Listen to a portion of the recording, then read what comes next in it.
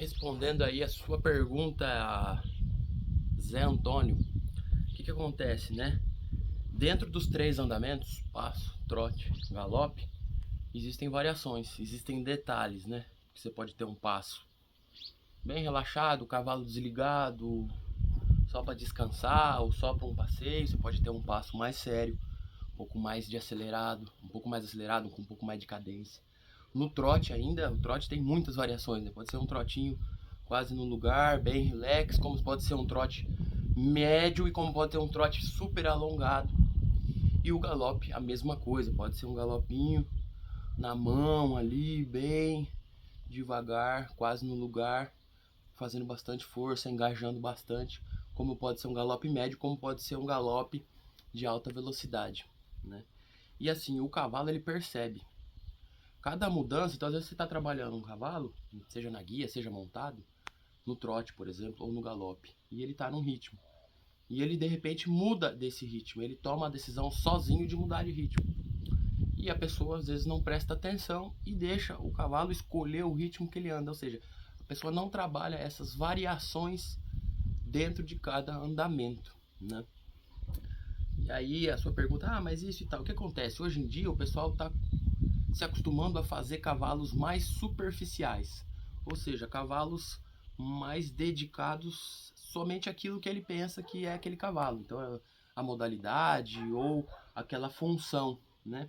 E se perdeu um pouco essa coisa de fazer um cavalo com uma base extensa, larga, uma base sólida, que trabalha todos os fundamentos do cavalo e depois pensa na função ou modalidade que ele vai exercer. Qual o problema disso? Aí depende da interpretação de cada um, né? Para mim é que você vai fazendo cada vez cavalos mais superficiais e cavalos menos complexos, né? Que a longo prazo a eficiência vai caindo, aquilo que você ensinou e que ele fazia bem começa a não fazer tão bem porque falta base. E principalmente essa base é composta desses tipos de detalhes, como foi aí a sua pergunta, que inclusive é muito boa, dessas variações e da importância da gente estar ligado em cada mínimo detalhe, né? Então eu pedi um trote de um jeito, eu tenho que ser claro o suficiente com o animal para ele entender que qual trote eu estou falando. É um trote tranquilinho? Ótimo. E aí eu treinar essas variações, mas ao meu comando. E treinar colocando o animal, por exemplo, num trote mais acelerado e mantendo ele naquele trote, mas deixando ele fazer, deixando ele carregar a responsabilidade de se manter naquele trote, não ficar empurrando o tempo inteiro, né? Deixar ele criar essa responsabilidade de se manter no exercício. Só que para isso a gente tem que estar presente. A gente tem que estar presente de corpo e alma, 100%, porque às vezes a diferença é mínima e passa despercebido nos olhos do treinador. Agora, nos olhos dele não passa. Ele sabe que ele diminuiu por conta própria ou ele sabe que acelerou por conta própria. E isso, aos poucos, vai confundindo o cavalo. O que pode, o que não pode, não é claro.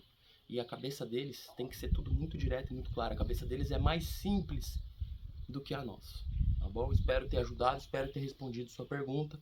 Se tiver mais dúvida, manda lá no direct ou no zap aí como você fez. Um abraço, obrigado aí pela interação com a gente. Tá com Deus.